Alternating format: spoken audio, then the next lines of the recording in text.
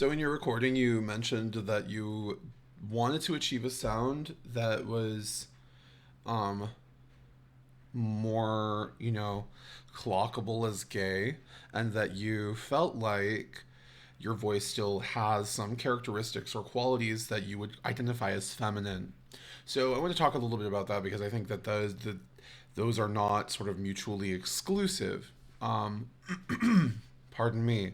So the first thing that we want to kind of pay attention to, right, is if we think about the features of the voice. That is, if the voice makes a sound, we hear a sound, a vocal sound, and we start to sort of process the sound qualities and sound features that we hear, we can hear that there are certain features of the voice related to the body, and there are certain features of the voice related to personality. So if we think about body related features, we can think about, like vocal size and vocal weight, which are tied into our perception of a speaker's degree of androgenization.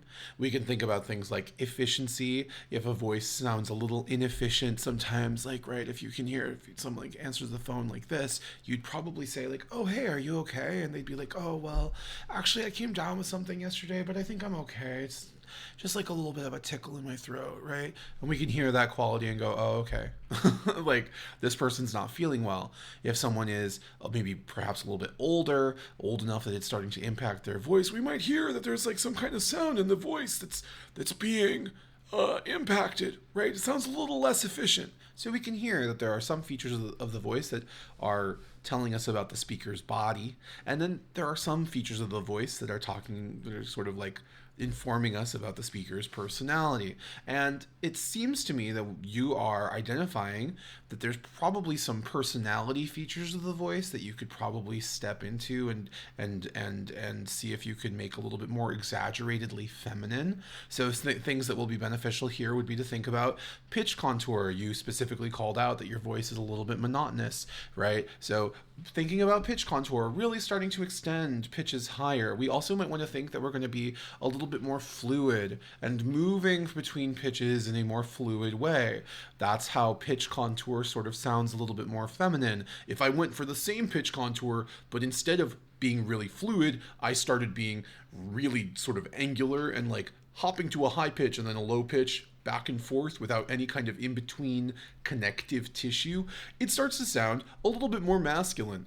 Whereas if I do the same things and the same pitches, but now I'm connecting them a little bit more, you can hear that there's a little bit of a shift towards a more feminine sound. So that is something that we want to think about. We also want to be thinking that we're going to aim for like a change in pronunciation, so that we're aiming for sharper consonants. So we're getting really, really sharp little T's and S's rather than really dull T's and S's, right?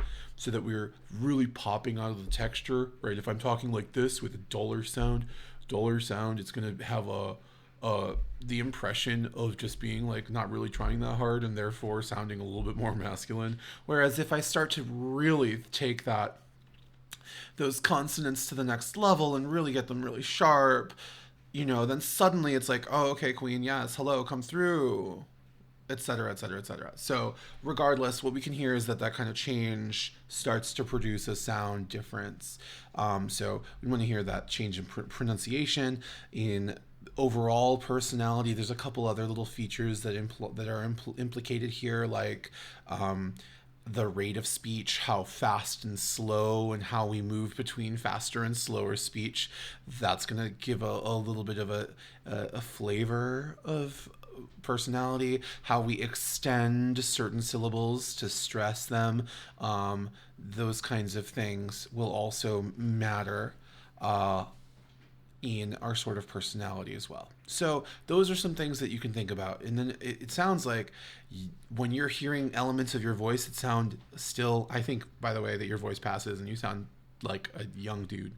But if you're hearing sounds that you perceive as feminine still, I imagine that often those sounds are not the personality related features. They're going to be size and weight related, probably. So it's usually going to be when your size feels a little bit too small or your weight feels a little bit too light that you're probably going to hear those sounds as more feminine. And those, again, are body related features that we're going to want to hone in on, right? And when we get really exaggerated differences between sort of like size and weight and then vocal personality, we start to hear that as like exceptionally powerful gay, right? Like my favorite example of this is like Tim Gunn from Project Runway.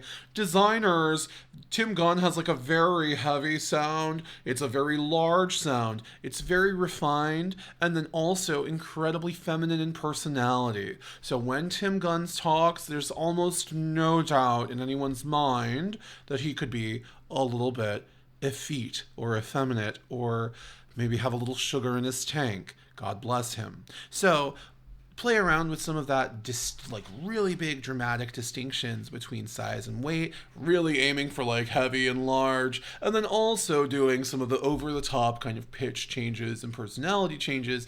The more dramatic you make it, the gayer it's going to sound for obvious reasons. So yeah, play around with that. Sorry for leaving you a novel here. Have fun.